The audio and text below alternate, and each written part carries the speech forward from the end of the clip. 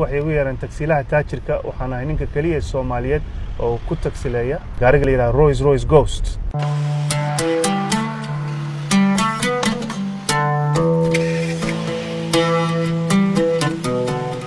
magacayga Maxamuud Axmed Diiriye Guled baa la yiraahdaa wadankan waxaan imid 1989 qaxooti baan ku imid alxamdulillah school baan ka galay college baan ka galay 1996 ayaan shaqadan taxiga soo galay marka alxamdulillah intaas oo company baan maxaa u soo shaqeeyay imikana maanta company baan iska leeyahay alxamdulillah ilaahay baa ii fududeeyay inaan maanta anigu yeesho gaariga Rolls Royce qiimihiisu uu yahay maxaa 280,000 oo pound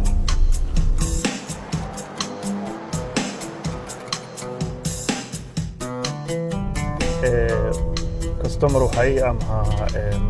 madaxtooyo boqortooyo oo carabta ka timid footballayaal oo u ciyaara maxaa tiimka premiership-ka ah oo kamid ah Crystal Palace kabtankooda kabtankii Ghana maxaa Michael Essien Steven Appiah maalintii waxaan ka qaadaa 114 ayaan ka qaadaa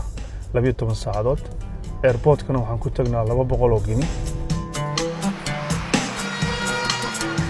colorka bluega waxaan ku doortay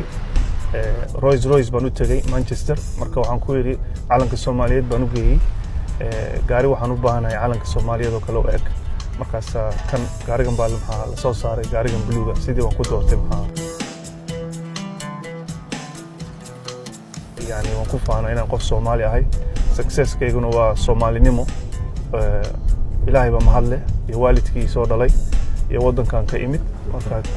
iyo dadkan ka dhashay marka alxamdulillah taasaan ku faana customer keygana way weydiiyaan all the time xageed ka timid in